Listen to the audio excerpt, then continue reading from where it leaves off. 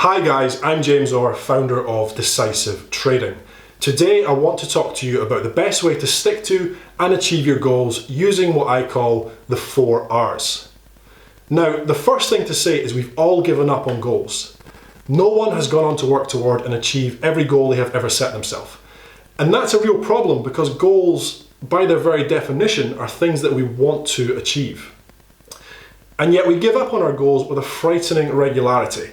We push the goal to the back of our mind and we slowly kick sand over it until it's completely covered and we can learn to forget and ignore that we ever had the goal in the first place. I'm sure you've all had an experience similar to this. You set yourself a goal. You start off in high spirits and with a real determination, telling yourself, this is it. I'm going to achieve this goal no matter what it takes. You work hard toward the goal at first, taking all of the necessary steps you set yourself and dedicating the time necessary each and every week to move yourself a little bit closer to what it is that you want. But then something starts to happen. Maybe on a Wednesday you have a sore head after work and so you skip the hour of studying you have scheduled. You tell yourself you wouldn't have been able to focus properly anyway and you just need a night off. You can get back to it recharged and raring to go tomorrow. A couple of weeks pass and then you have to stay late at work. And by the time you get home and you have your dinner and you get your stuff ready for work the next day, you're too tired to do anything else. You've already agreed to meet your friend the next night after work for a drink. And then there's no real point in starting back on a Friday. So what you may as well do is start back fresh on a Monday at the start of a new week. You continue in this way, chipping away at it until the desire to achieve the goal becomes such a small voice in your head that you simply squash it out completely. So how do we stop this happening? How do we stick to our goals? The first of our 4 steps to sticking to and achieving our goals is research. Trying to achieve a goal shouldn't be about you stumbling around in the dark with blind hope, telling yourself that you will find a way somehow. We live in an age of information and there is a huge amount of knowledge available literally at our fingertips. Having not only a route map of the likely steps you'll need to take to achieve your goals, but also the general inspiration that comes from continually nourishing your mind with the positive mental attitude it's going to take to get there is very important. Find people who have excelled in whatever it is that you want to do. So the real masters of their craft, the people that you would consider inspirational. Read their books, watch their videos, immerse yourself in their journey. And it doesn't have to just be people who have succeeded in the area you're aiming for. It can simply be people you consider successful in general. Find out what they did and what they went through on their journey. Learn the steps that they took so that you can begin to build your own mental route map. The reason for this is that our minds are like a sponge. Advertisers already know this and they use it to great effect.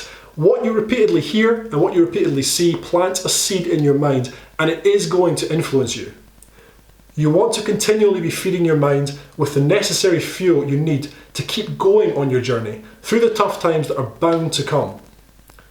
So make sure that what you're feeding your mind not only enlightens the path that you're on, but also motivates and inspires you. The second R we need to help us stick to our goals is remind. We've already discussed how so many of us are really experts in the art of turning away from and giving up on our goals. But we don't like the idea of giving up and classing ourselves as quitters.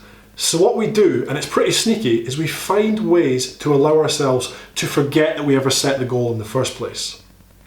Have you ever been in a situation a few months after you've set yourself a goal? In your initial burst of enthusiasm and excitement, you told your friends and your family exactly what it was that you were going to do. Then later, after you've pushed that goal way to the back of your mind, someone asks how it's going and you answer, I didn't have time, or work is too busy, I'm going to do it later. What you're doing is you're trying to get away from the subject as quickly as possible because you don't want it brought back to the forefront of your mind. You've already worked so hard to forget about it and to push it to the back of your head. We need to stop that almost automatic predisposition for giving up and forgetting the goals from ever gaining traction. To do that, we need to constantly remind ourselves of our goal, keeping it front and center so there's no way we can start the process of kicking sand over it and hiding it away. How do we do this? Well, we create a reminder sheet. Stick pictures to the paper of what you imagine it will look like when you achieve your goal. Pictures of your definition of success. It might be a picture of a beach because you want to have an oceanfront home. It could be a car you really want, a picture of broken chains to signify financial freedom. It can be whatever reminds you of success. We want to write affirmative statements on the reminder sheet. Things like, I can speak fluent French, or I am a successful trader, or I am happy. Whatever it is that you're setting out to achieve. You don't want statements like, I will become financially free, because that statement is in some indeterminate time in the future. You want to read these statements in a positive frame of mind, as though you already have what you want, it's a certainty, and reality is just catching up with you. Now this part is important. Put the reminder sheet somewhere where you will see it every single day. Somewhere that means you can't ignore it even if you wanted to. Sit it in front of the kettle if you have a coffee every morning. Stick it on the dashboard of your car so you need to read it as you get into the car and get out of the car each day, going to and coming back from work. You can even sit it on your pillow so you have to read it every time you get into bed. Make it the first and the last thing you see every day. Another thing I do is I set reminders on my phone to go off every day. They point out what I should be doing that day to get toward my goal. Now I should point out that those reminders drive me crazy. My phone beeps over and over and over again every day. But the phone reminders do their job.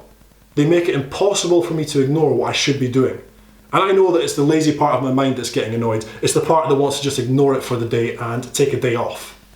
But we already know what that one day leads to. And those reminders never let me forget my goals. You need to do anything and everything to keep the goal front and center in your mind. Don't let it dwindle and be forgotten. The third R we need to master is realization. I'm sure you've heard of this before in some form or another. It's usually called something like visualization. And if you're anything like me, a certain part of you wants to roll your eyes when you hear that word. The whole manifesting your destiny with the mind can seem a little far-fetched, but stick with me here. For me, I call it daydreaming. And the reason I call it that is pretty simple. Think back to when you were a kid.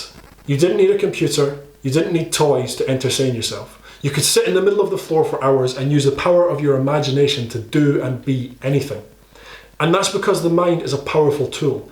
And it's a tool that you need to utilize if you want to achieve your goals. Because success leaves clues.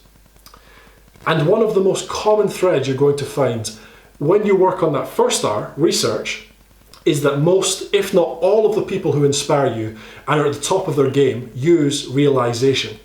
Athletes use it, actors use it, top CEOs use it. They sit and they let themselves daydream. Fully grown, successful men and women, and they do it a lot. So how do we do it?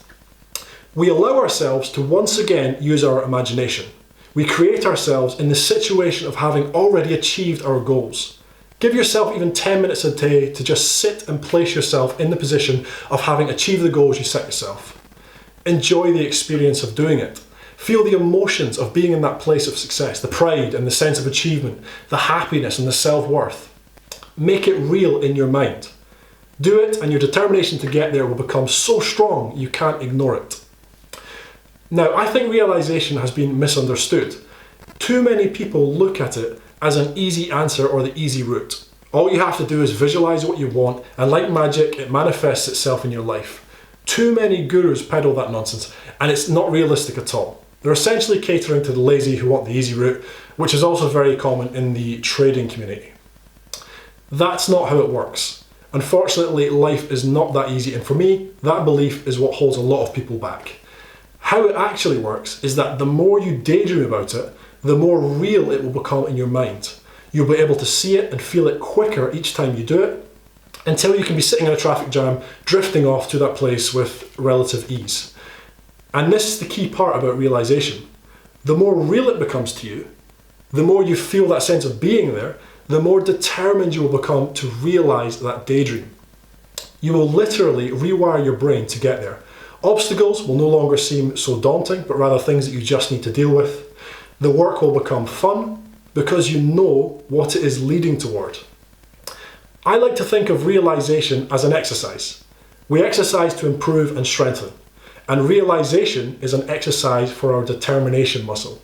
The more you do it, the stronger your determination is going to become. Now we're on to the final R, and that is reward.